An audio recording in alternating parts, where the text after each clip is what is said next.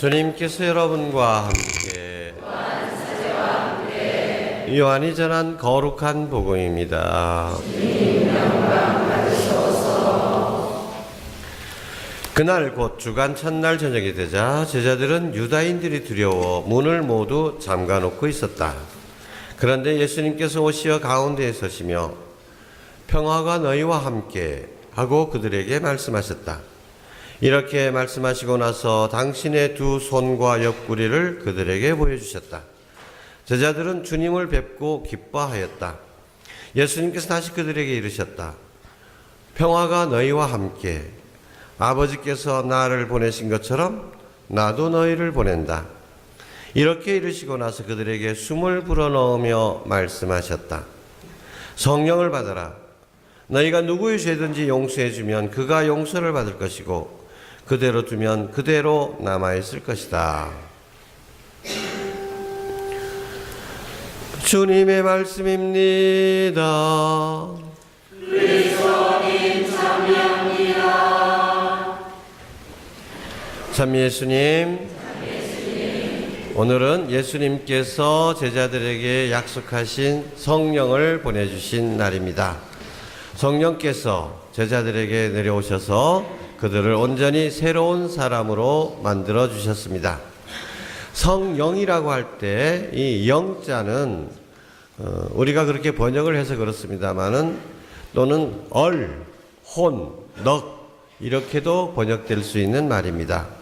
그리고 히람 말에 루하라고 하는 이 영어로 번역된 이 말은 본디는 숨결, 호흡 또는 생명 또는 바람 이렇게 번역될 수 있는 말입니다.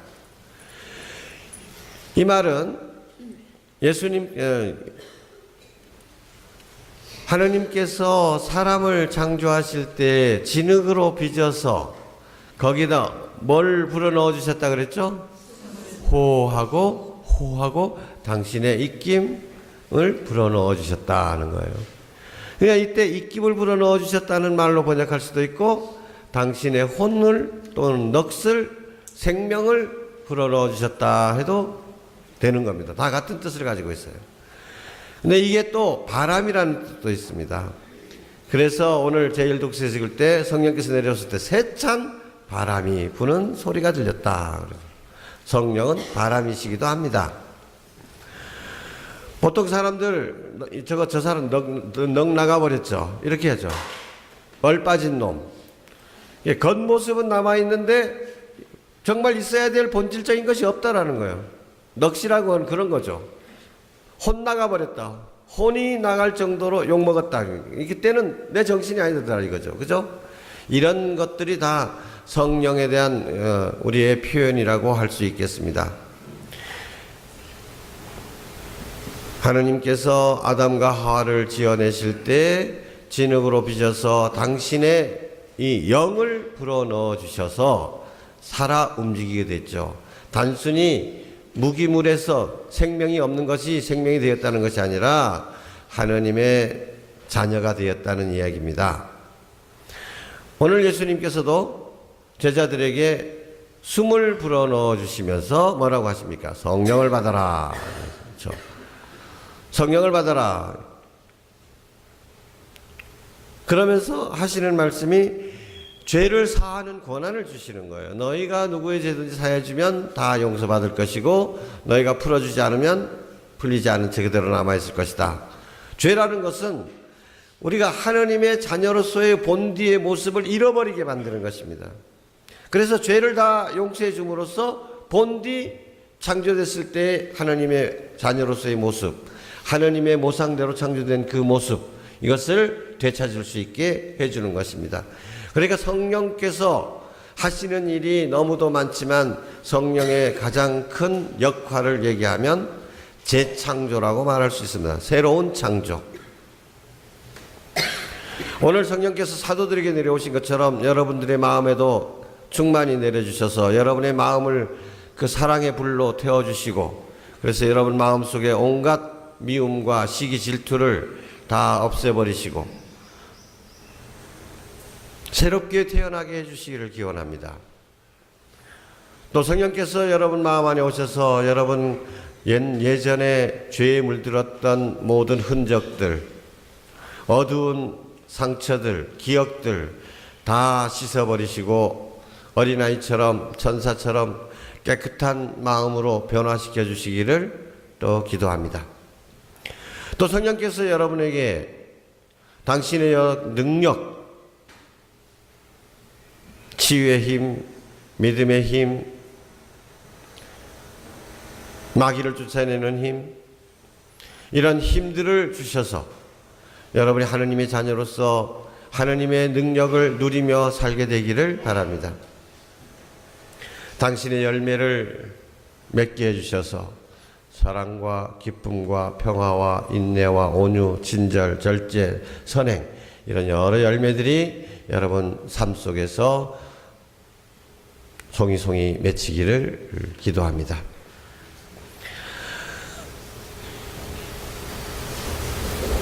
이제 우리 본당에서도 7월 달이면 견진 성사를 받게 됩니다마는, 견진을 받게 되면 견진은 성령의 성사라고 이렇게 얘기합니다. 성령을 듬뿍 내려주는 성사다. 그런데 그럼 우리는 세례는 어떻습니까? 세례 받은 사람들은 성령을 받지 않았다는 말입니까? 그렇지 않죠. 우리는 세례를 받을 때 요한의 세례는 달리, 요한은 물로 세례를 받았지만 우리는 성부와 성자와 성령의 이름으로 세례를 받은 사람들입니다. 그러니까 세례를 받았을 때, 하느님의 자녀로 우리가 거듭 태어났을 때 그것은 성령께서 이루신 일이고 성령께서 우리 마음 안에 거처하시게 되는 것입니다. 그런데 그럼 견지성사로서 성령을 다시 받는다는 것은 무슨 말입니까? 또 성령 안수식이다. 성령을 받도록 기도해 주는 건 또 무슨 의미가 있습니까? 저는 이것을 미숫가루에다가 비유를 합니다. 이젠 사투리도 자꾸 잊어버려가지고 미숫가루 제주도 말을 먹고 와. 개역. 예. 개역 만들어 보신 분 한번 손들어 보십시오. 개역 만들어 보신 분. 아이고, 정말 이것도 잊혀져가는 유물입니다. 그죠? 제 어렸을 때는 이 보리, 요즘 보리 잘 익어가고 있잖아요. 그 보리 익을 때의 기쁨이 딱 두 개입니다. 보리밭에 가서 보리배 베야 되죠. 그거요, 비바람이라 불어가지고 보리 막 누워버리면 그거 정말 일으키면 비기가 정말 힘듭니다. 그런데 또 나쁜 거는 보리 꽃시래기. 아이고, 이놈이 이게 막 옷 속에 들어가고, 그럼에도 불구하고 기쁨이 있습니다. 뭐냐? 꽝독새기를 봉그는 그 맛. 보리 벨 때 딱 이게 있는 거예요. 그 다음에 두 번째가 뭐냐면, 보리 타작을 다 하고 나면 그걸로 뭘 만들어줍니까? 개역을 만들어준다. 어렸을 때 뭐 먹을 게 있습니까? 근데 지금도 그 장면이 눈에 선합니다. 부엌에서 떼져놓으면 너무 더웁고 그러니까 뒷마당에다가 담벼락에 부딪혀가지고 큰 돌멩이 2개 해놓고 그 위에다가 솥뚜껑을 거꾸로 엎어놓습니다. 그리고는 밑에서 그 보리랑 깨기 불을 섭는 거예요. 그리고는 그 위에다가 보리 그 타작한 것을 싹 깔아놓고 빗자루로 살살 쓸어가면서 골고루 익히는 겁니다. 그 다음에 이제 내가 할 차례지. 그렇게 잘 볶으면 그걸 방앗간에 갖다 주는 거야. 이제 방앗간에 갖다 주면 방앗간에서는 그걸 갈고, 갈 때 방원인가 뭔가 하는 것도 넣어가지고 달콤하게 이렇게 해서 그 개역만 있으면 행복합니다. 그래서 개역을 보통 어떻게 먹었습니까? 요즘 먹는 방법과 틀립니다. 먹는 것도 옛날엔 밥그릇에 딱 넣고 숟가락을 꼭꼭 눌러가지고 그 위에 주전지로 물 부어가면서 물 적신 부분만 살살살살살살 긁어먹고, 아니면 보리밥 위에다가 싹 뿌려가지고 보리밥 비벼 먹기도 하고, 그리고 또 신문지에다가 이렇게 삼각형으로 만들어 신문지에 담아놓고 그 밑으로 꼬라가면 정말 맛있었습니다. 네, 요즘 사람들은 그 맛을 모르죠. 요즘 사람들은 아주 우아하게 마십니다. 어떻게 해요? 컵에다가 물 따라 놓고 숟가락으로 해서 막 저성 주스처럼 마십니다. 그죠? 근데 주스처럼 마실 때 그냥 섞어 놓고 한 10초만 그냥 내버려도 그 다음에 한번 마셔보십시오. 맹탕입니다. 맛이 안 납니다. 그 마실 때는 마시기 직전에 잘 휘어져서 그것을 쑥 마셔야만 제대로 미숫가루 맛을 느낄 수가 있는 것입니다. 저는 성령도 똑같다고 봅니다.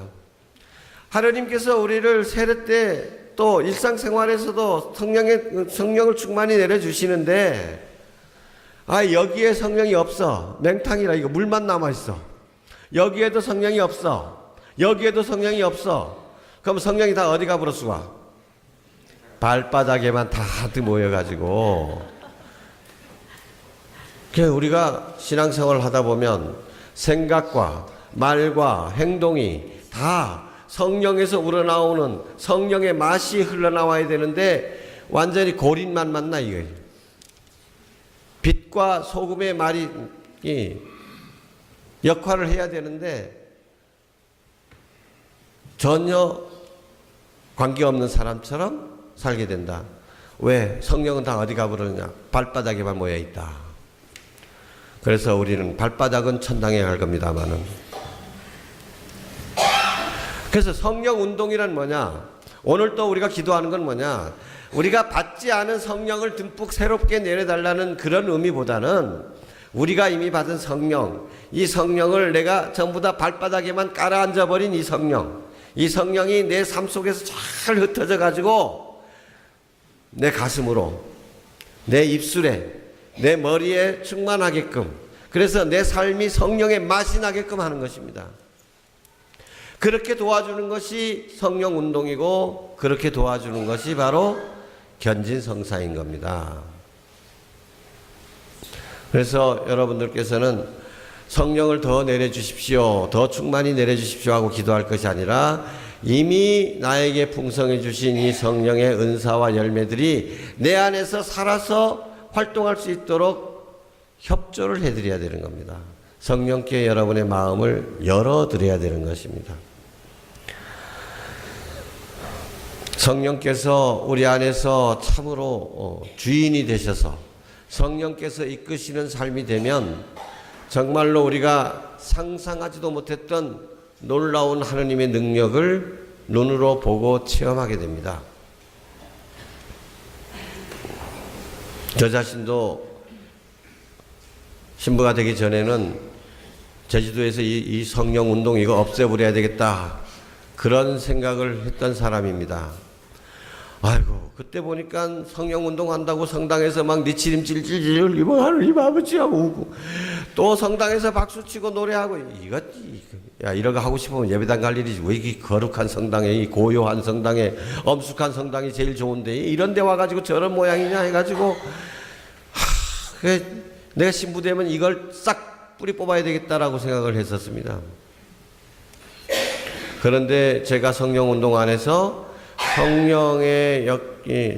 성령을 체험하고 난 다음에는 완전히 제가 달라진 겁니다. 성령께서 참으로 우리 안에 살아서 움직이고 계시구나.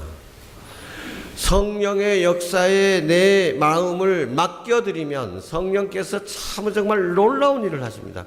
예수님께서 뭐라고 하셨냐 하면 제자들에게 내가 가도 걱정하지 말아라. 내가 너희를 위해서 너희를 외롭게 고아처럼 내버려 두지 않겠다. 성령을 보내주시겠다. 성령께서는 너희의 후견인 보호자가 되어주실 것이다. 그래서 내가 가르쳐 준 것들 모두 다 기억나게 해줄 뿐만 아니라 내가 가르쳐 주지 못한 것까지도 다 알게 해주시고 내가 보여준 기적보다도 더 위대한 일들도 많이 할 수 있게 해주실 것이다. 이게 예수님의 약속입니다. 성령을 받게 되니까 예전에는 아픈 사람 보면 어떻게 해도 아픈 사람 어디 가야 됩니까? 아프면 병원에 가야지. 성당에 기도하면 아픈 내가 무슨 의사과 이렇게 해서 이렇게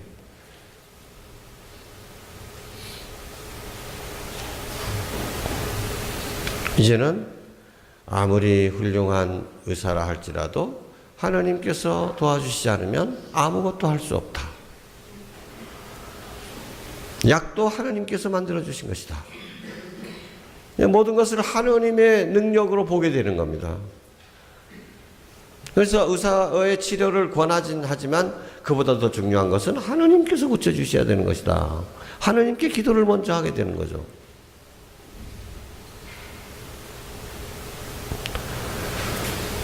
예전에는 마귀 걸린 사람이 왔다 하면 저부터가 그냥 등골에 그냥 땀이 그냥 식은 땀이 막 흐르고 긴장이 되고 이거 어떡하나 이놈이 마귀를 내가 어떻게 하면 좋으냐 두려웠습니다.